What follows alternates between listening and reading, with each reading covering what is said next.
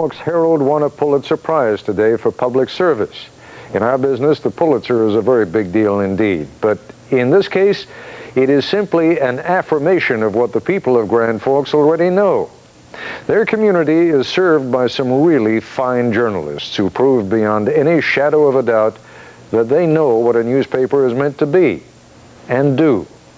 Grand Forks, in case you haven't looked at a map lately, sits between the Red River and the Red Lake River. When the town was founded in 1874, the location was an essential asset because river traffic serviced the town. Flooding was always a risk, but a necessary one. The Red River actually runs between Grand Forks, North Dakota, and East Grand Forks, Minnesota. That is, until April of last year. Then it simply ran over everything and anything that stood in its way, including just about all of both towns. In a speech that he would deliver weeks later, the publisher of the Grand Forks Herald, Mike Maidenberg, said, "Water washes away all that is non-essential. Flames burn away all that is superficial. What remains is a core, which if strong and true stands as a rock, despite flood and fire. We are a newspaper. What we do is publish." And despite overwhelming odds, that's what they did.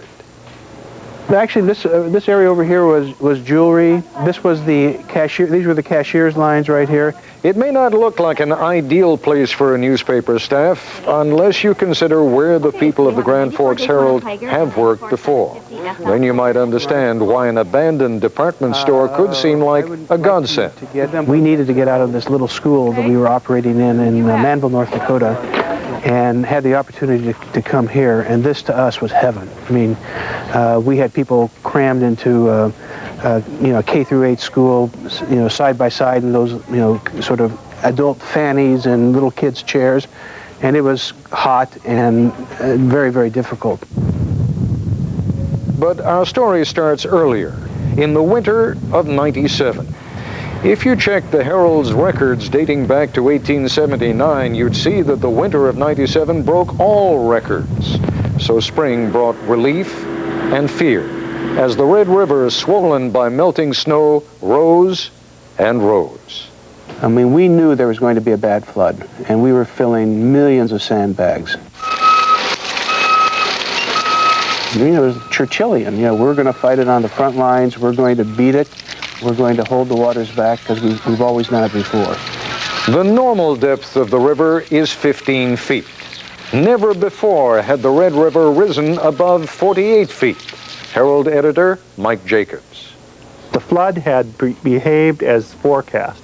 If the flood had behaved as previous floods have behaved, we were absolutely prepared. We could have handled a flood of 51, 52 feet.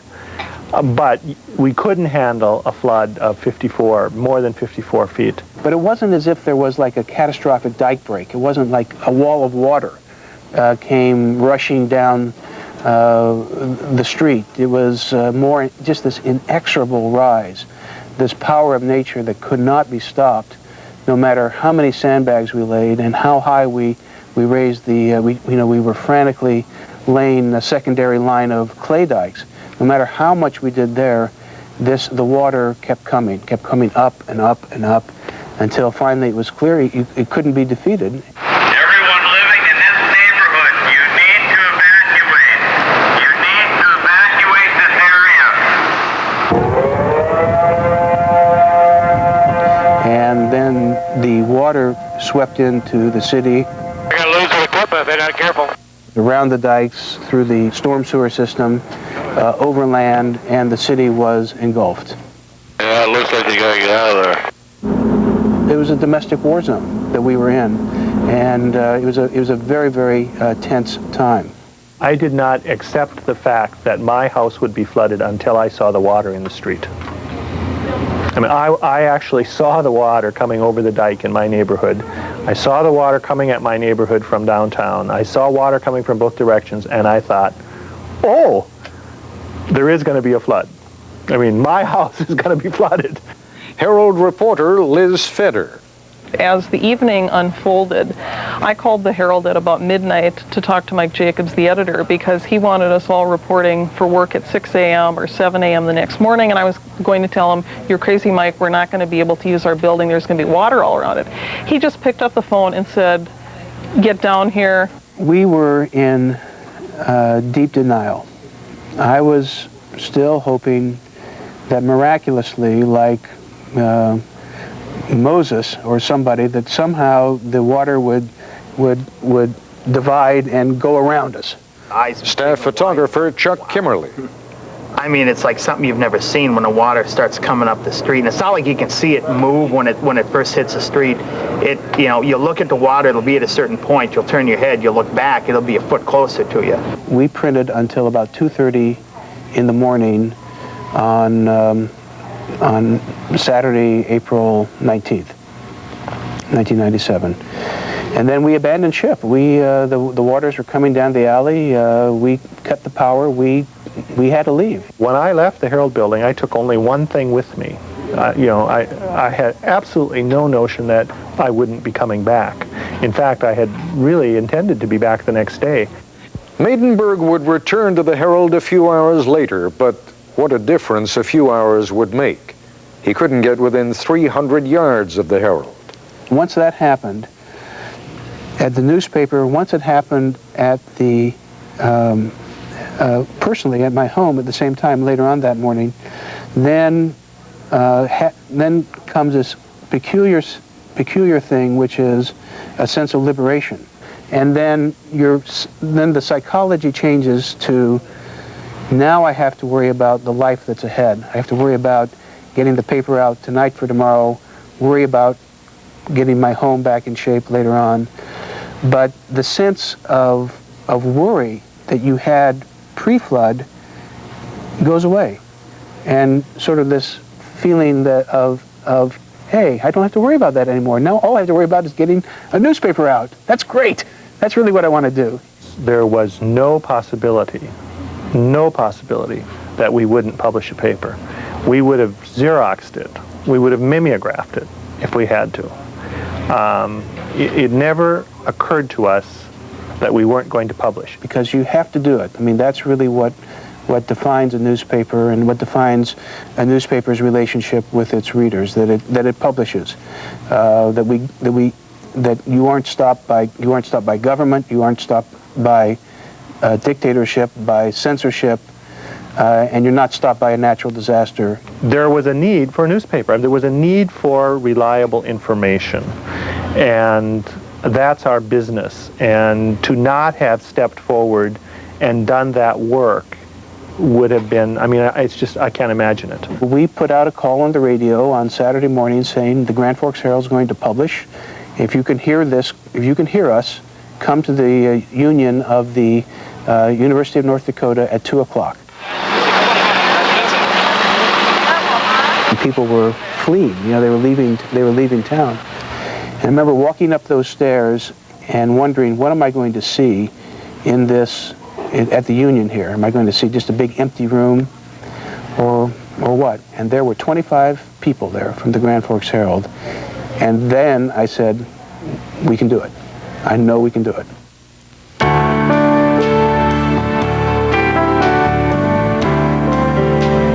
This is ABC News Nightline.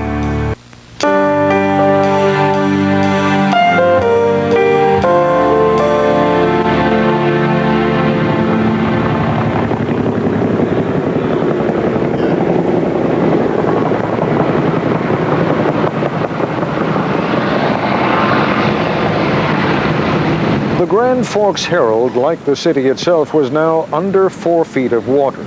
Its presses ruined. And that turned out to be the good news. I would say the real low point, I mean, the time at which this city really hit our back was truly to the wall, was on 4/15 on Saturday when the fire broke out. Not only did you have a city that was flooded, but you had fire sweeping through its historic area and it would eventually take down 11 buildings, including some of the more historic buildings in Grand Forks, and took down Grand Forks Herald. You better be out of here in about 20 minutes. Firefighters battled the blaze waist-deep in icy water, a toxic brew of mud, oil from underground tanks, and sewage. The sewer system in Grand Forks had flooded, sewers had backed up. If you stop to think what you're waiting around in, you would have become ill. Chief photographer John Stennis. We joked at the time, we would all say, well, it can't get any worse. And then it would. And then again you'd say, well, it can't get any worse than this. And it would again. It burned our newsroom, burned our operations, so that we lost clips, we lost our photo files, we lost our collective memory of the community that in which we had published for over 100 years. And that was the time, I think, that we really hit bottom. But that's also a beginning. You know, I mean, when you're at bottom, it's like, what do? Do you weep and moan and bewail your fate, or say, I got to get out of here, or this isn't, it was a time of testing of character. Despite the stress and the fatigue, we had meaningful work to do. There were a lot of people whose stress and fatigue was worse because they were sitting in shelters. Their jobs were gone, their businesses were not accessible, their homes were flooded, and they sat there and worried while we worked. And as between worry and work, you're better off with work. We had said to Knight Ridder, our parent company, if a disaster really hits here, we need to be with family. We need to be with our own newspapers, because they're going to have to do things that families do for each other, which is sacrifice tremendously. Apparently they're ordering a fairly general evacuation of that whole... The Herald was now operating from a nearby elementary school. The family the Herald leaned on was a neighboring paper in the Knight Ridder chain, the St. Paul Pioneer Press in Minnesota. What we did is we commandeered computers from this little school in Manville, North Dakota. We could get our stories in electronic form. We used the internet or email to send them to St. Paul, and so on the press of the St. Paul Pioneer Press, we were able to create a Grand Forks Herald. But printing the paper was only half the problem. Circulation Director Jim Fetch. And my first thoughts is, how can I possibly do this? I'm the only person that showed up from circulation that day, and would be the only person from circulation for about 3 days, because everybody else had evacuated. 90% of the city's citizens had been evacuated. The papers were flown to different states and trucked by a loose network of drivers to whatever destination they could reach. So get them to the shelters, get them to the air base, get them to some of these universities, go to the small towns, drop them off at the gas station, drop them off at the mini marts, drop them off at the Dairy Queen. Get the papers out. They were all free. Get the paper out as far as you can and as fast as you can. And the response was incredible. So even if you were in a shelter in Bemidji, Minnesota, and you were able to go and get a copy of the Grand Forks Herald, you sort of feel like you can hold it in your hands. There is some sense that this community is sticking together in some way. They were dying for news as to what was happening, and when my drivers would show up with those papers, they couldn't keep people away from them. I mean, it was a mad rush to get them. And so there was this amazement. I remember walking around with the first bundle, as I was at the Emergency Operations Center. This is like 11 o'clock on Sunday. Walking around, I felt like a father with a newborn. I was handing out cigars. Only I was handing out the actual paper. I was like handing out the child, at the same time, and it was wonderful. Our typical circulation is about 40,000 copies a day. So in the middle of the worst flood of the century, you were able to get out 120,000 copies of the paper. That's correct. People told us that they had heard on the radio that Grand Forks had burned and flooded, or they had seen a television clip that had burned and flooded, and they didn't know that there was a community there. But when the Herald appeared, when they had a tangible thing to hold in their hand, the Grand Forks Herald, then they knew that Grand Forks was still alive and that the people were still there. By April 28th, 9 days after the fire and the worst of the flood, the bridge that spans the Red River, uniting North Dakota with Minnesota, reopened. The paper, meanwhile, would remain in the elementary school for another 9 weeks. We've become different people. We've become a different newspaper. We've become a different city. And we will never forget that.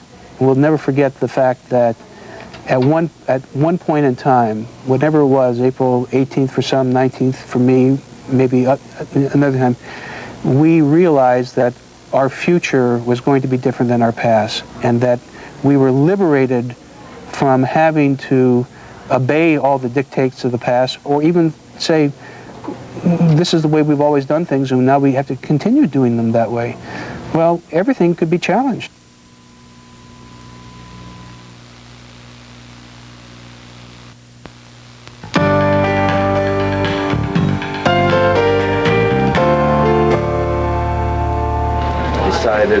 We had a tough March. You know, the startup of the plant happened a little bit later than we thought was going to happen, so we had to bear some additional printing expenses. Normal day-to-day is certainly back, and you know, we're back in our budget. We're worried about advertising revenue. We're worried about, you know, we're worried about everything that the newspapers are always worried about. People took in during the flood. I believe that the future of newspapers is precisely what this newspaper was able to accomplish. But I can't show you increased circulation numbers. I can't show you increased profit numbers. At this point, I mean, we're having a tough time as a business. But today there is a charge in the air. The staff scours the wires for news of the Pulitzer. Finally, they find the news they've been looking for. Yes! All right. I've been laughing, crying, and screaming, and I didn't think I'd have such an emotional reaction to it. This is awesome. Unbelievable. We're so excited. Just an incredible day. It's more than we ever could have expected when we started this. You know, it never really entered our minds until a couple of days ago that it was actually a possibility we really would win, and to actually win is just wonderful. It's amazing. When you work for a small newspaper, especially one in North Dakota, we're not exactly on the cover of Editor and Publisher American Journalism Review on a regular basis, so it means a great deal to this staff. As we toast each other and be happy here, you know, I think we also need to reflect, as I have, over the bittersweet nature of this award. It's wonderful that we've won it. We're here in a temporary building because we lost our building, and the city really lost a lot itself in the flood and the fire. And it's not something that we would wish to happen again. Well, as I said on the first day, we have to do it again tomorrow. We don't expect to win a Pulitzer Prize for every day's newspaper, but we do expect to win the affection and loyalty of the readers in this part of the world every day. And that's our number one job. It's a more important job than winning the Pulitzer Prize.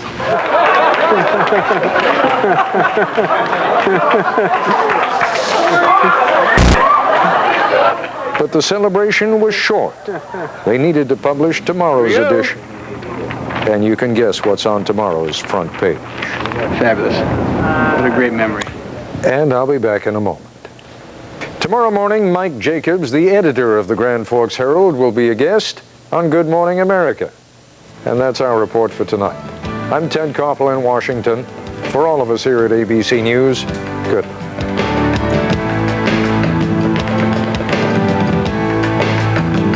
If If you'd like a transcript or video cassette of this or any other edition of Nightline, please dial 1-800-CALL-ABC.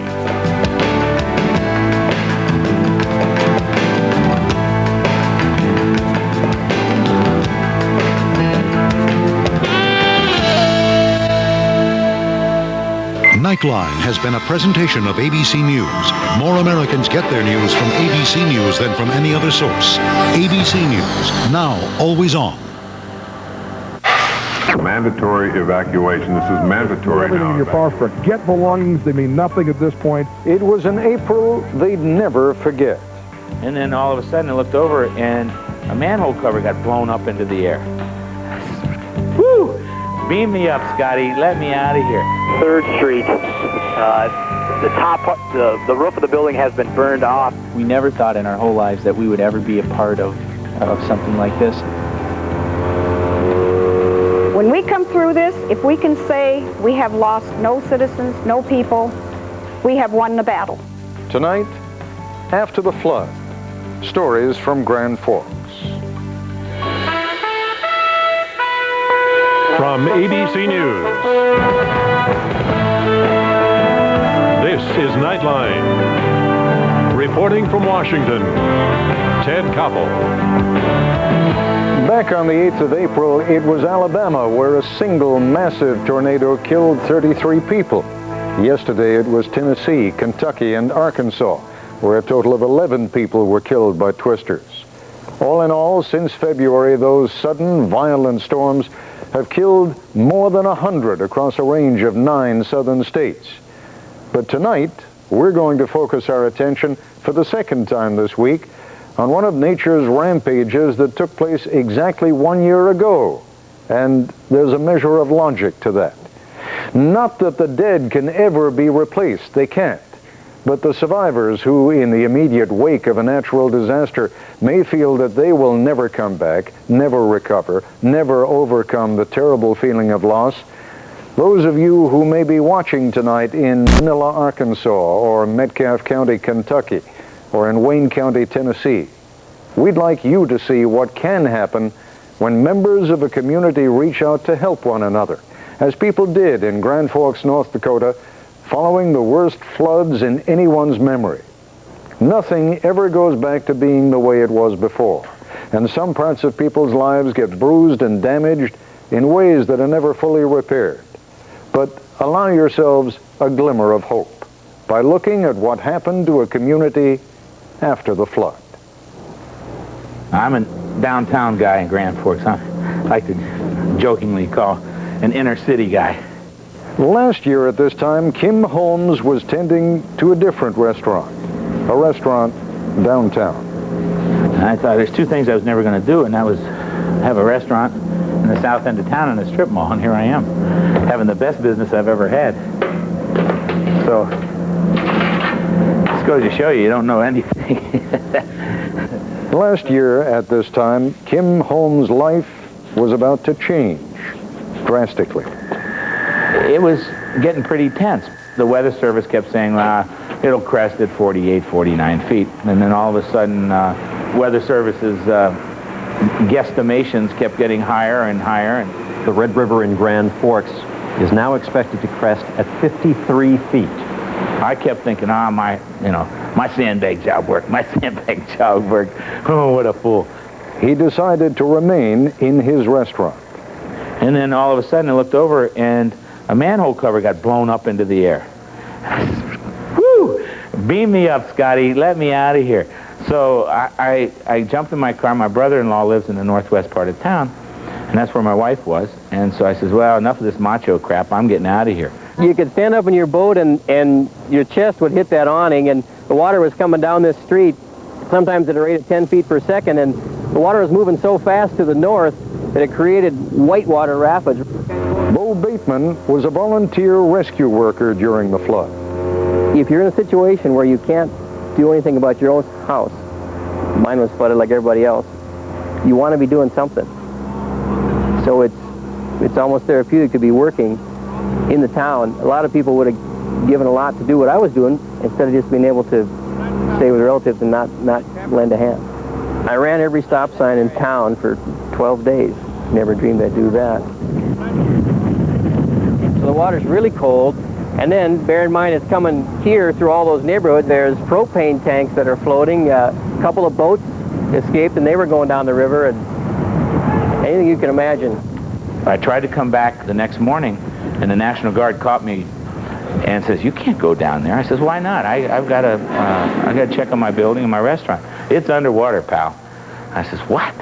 You know, yeah, it's underwater, and the water's 4 or 5 feet deep down there. I says, "Get out of here." "Yeah, and you get out of here." The water was over my knees. It was going so strong that I got out of the Humvee and I almost got sucked down. And I had to hold on to a pole and, you know, work my way in. And I made the mistake of looking in the front window. Well, it just tore me up. I started bawling and I just lost it. The floodwaters set off electrical fires in downtown. The roof of the building has been burned off. You can see the flame coming through from a couple floors down. There's flames coming from the main level as well, coming out almost every one of the windows. Kim's building was spared, but Grand Forks would eventually lose 11 buildings. We never thought in our whole lives that we would ever be a part of something like this. This only happens to other people. It doesn't happen to us. Craig and Melissa Silvernagel lost their apartment, everything they owned. Our den window and our bedroom window. And just a few blocks away, Craig's advertising business was in jeopardy. I don't know what's going to happen if my business is not burned. I don't know what's going to happen. I mean, a big part of our clientele were local businesses. You know, what happens to you know, the physical business is there, but what about the business to run the business? I don't know what happens when we get back. They were being sustained, they said, by the generosity of family, friends, and strangers. I know that in one case in particular, one individual called to see a Tony to find out my size, my pant size. And 3 pair of jeans were in a bag that was made to look like they were used pants. They were brand new.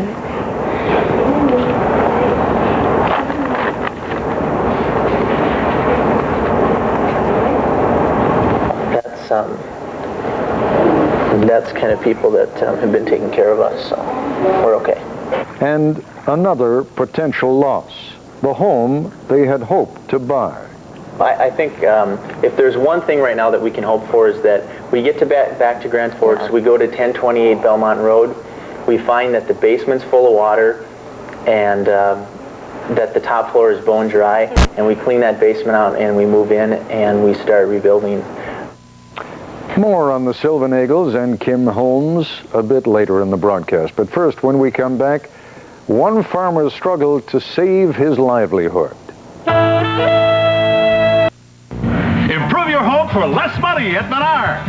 Build a beautiful patio or walkway the fast and easy way with brick-faced patio blocks. These 12-inch blocks are just $1.49 each, and don't pay till next year. Insulate and save with John's Manville. Unfaced rolls are just $6.49 each. Craft faced and poly-wrapped insulation are also on sale. Buy now and don't pay till next year during Menards Project Day. Save big money at Menards.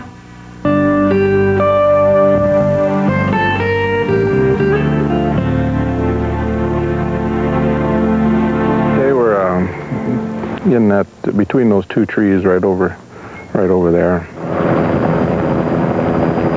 Western Minnesota in early April 1997 would give Grand Forks a glimpse of what it would soon face. Here, the rivers that laced the landscape flooded, then froze, turning farmland into lakes as deep as 5 feet, covered by a layer of ice. Farmer Ken Visser had already lost dozens of pigs to flooding. He had reason to fear for his cattle. Well, everything is ice between here and there, and we're kind of afraid that the cattle will try and cross it and fall in, and there's not really a whole lot they can do once they fall through ice. Shoot, there's one of them in already. I gotta go, there's one in over there. For 5 hours, Ken worked to free 9 cattle.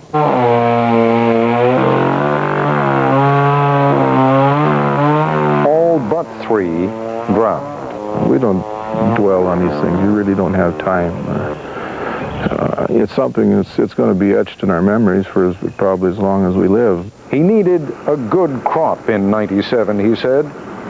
It didn't happen. I always felt that the flood wasn't going to be a determining factor on whether I wanted to farm or not, but it's the struggles we're having now I think that's causing me to feel that it's time. Ice was a factor in the Grand Forks flood, too, increasing the severity of flooding by blocking the flow of water. 90% of the city was evacuated. Few houses were spared, not even the mayor's house, or so she thought at the time. As I talked to you this morning, my own home is going under. It may not be total, but now I am in the same bucket with the rest of you. When we went back, concrete wall was cracked, so that was from the force of the water, so I know the water was there, but I had not gotten a drop of water. We did not get water. So people teased me because I said I felt so guilty, but I knew I didn't have time to think about it because I had so many people to take care of, and so many of the people have just said, well, the Lord knew what you could handle, and He'll only give you so much, and you had all you could take. And I have dug in really deep to help other people, so I don't feel guilty anymore. Liz Feder covers city government for the Grand Forks Herald. Immediately on a national level, there was a lot of compassion for the people of Grand Forks, because here you had this 5-foot-tall mayor who had been the mayor's secretary for 32 years, who was suddenly in charge of getting her city through the worst natural disaster in the history of the state of North Dakota. President Clinton came to see the disaster area for himself and to offer hope to the flood victims. And I was told I was going to give the main talk at the table, and I thought, oh my goodness. But I didn't have time to be frightened or afraid or say, this is the president. I was talking to an individual that could give hope to our people. And that's how I treated it. You coming today, Mr. President, you bring us hope.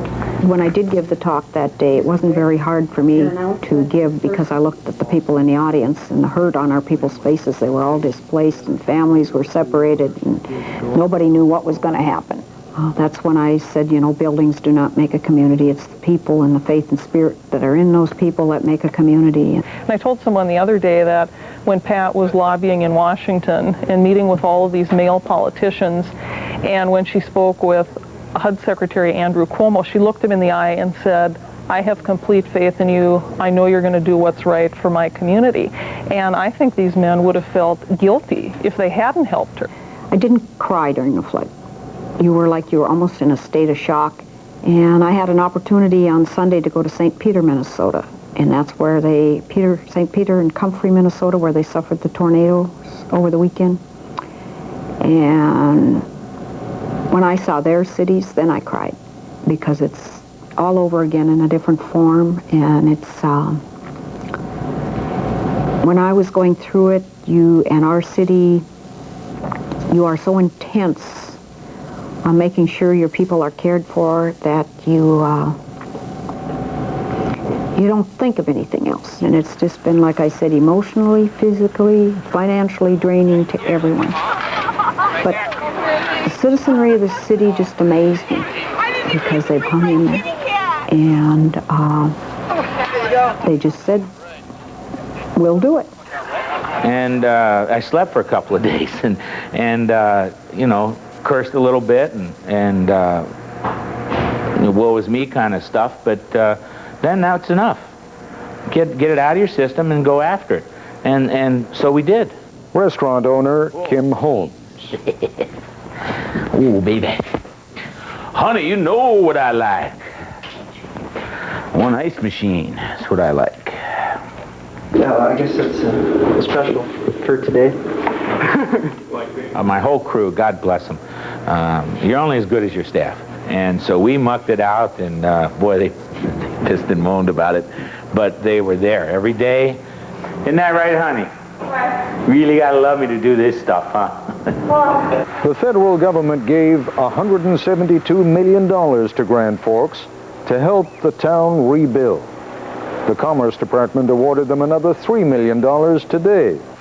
Joan Kroc, heir to the McDonald's fortune, offered up to $2,000 for almost every homeless family in the Grand Forks area, a fact not forgotten by the townspeople. A preview of a concert to be performed on the anniversary. Order a Big Mac with fries. Down by the riverside with fries. Down by the riverside with fries. Down by the riverside, go and order a Big Mac supersize. Down by the riverside, down by the riverside. We deserve a break today. Down by the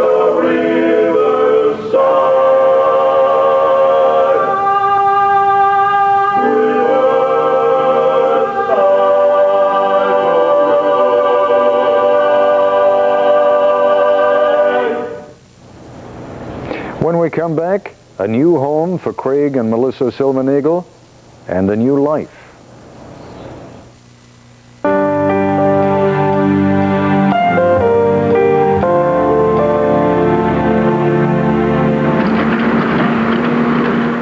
So we lost about 750 homes in the flood, and we'll probably lose about another 300 with the dike lined. And it's real sad. I can't even, at this point, sometimes can't even drive through those neighborhoods because it's depressing.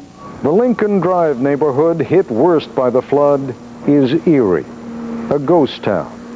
Some signs lean against abandoned houses, others are spray painted. Former rescue worker Bo Bateman. There was one that said, "We aren't what we own." It was written on a big pile of garbage in front of the houses, you know. I've tried to keep spirits up and tried to be positive, but there are days that you need to just turn away from it and do your job and not look at it because it's very hard to take. So I believe the sooner that we can get that done, the better it's going to be, because then people can go on with their lives and they won't forget, but at least it isn't a daily reminder. 200 families are still homeless in the Grand Forks area. Many of these live in what's called FEMAville, a trailer park on the outskirts of town named for the Federal Emergency Management Agency. The trauma of the flood is still present. In the last part of 1997, which was about 6 months post-flood, we saw a very dramatic increase, about a 47% increase in our abuse and rape crisis program. That really points to national trends that show that 6 months after a disaster is when a community is really suffering and some of the after effects really start taking place. Hi, Kathy. It's Janelle Regenball. And with the anniversary of the flood, calls to community mental health lines are surging. The stress of the last year has been quite high for a number of people. And when you're under a lot of stress, sometimes you abandon your usual coping mechanisms that have worked, or you just don't take the time to do some of the healthy things you used to do. Craig and Melissa Silvernagle were lucky, though. Oh, goodness. That's right. The senior citizens bus number was... After weeks of living with Melissa's parents, they bought the house they wanted. It had been spared major flood damage. It's nice to have a place to live, and we're pretty fortunate. There's a lot of folks that are still suffering without a home and don't know where they're going to be, and so we feel pretty lucky. And another thing. Well, yesterday we took him for a little walk. 2-week-old Sam. I don't know if I'd call him a flood baby, but he's pretty darn close. It was kind of overwhelming at first. The focus in my life now is not how much money can I make and how can I build up my company, and really is to make a living and to be able to spend time where I want to spend time, and that's with my wife and with my son. You gonna have something to eat, Paul? Just have a cocktail. Okay. Kim Holmes was able to open a new restaurant in a different location 7 weeks after the flood. A community that my customers that came in and really stepped up and says, "What can we do for you?" I will never walk by the Salvation Army Christmas bell ringer without dropping folding money in there. I mean, first of all, being in the kitchen, they had the best food. As part of a special issue, the Grand Forks Herald plans to run another edition of The Grid, a kind of community bulletin board that allowed friends and family to connect with one another during the flood. But this grid will be different. This one will give citizens the chance to say thank you. Who would you say thanks to? The whole town.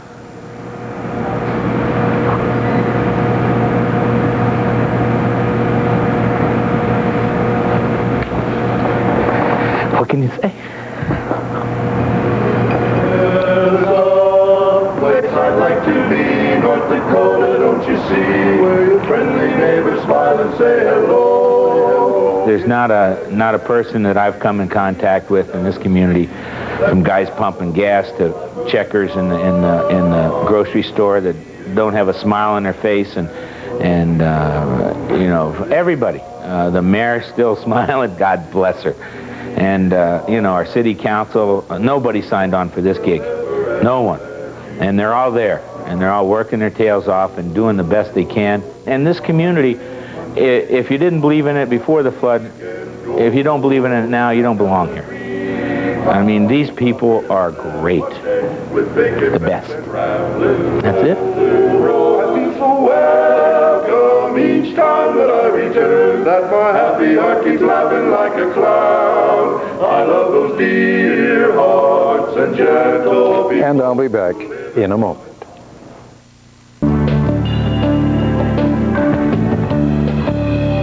Before we go, we'd like to welcome our viewers in Midland, Texas, who now join us live each weeknight on KMID TV, Channel 2. Thanks so much for joining us. And that's our report for tonight. I'm Ted Koppel in Washington. For all of us here at ABC News, good night.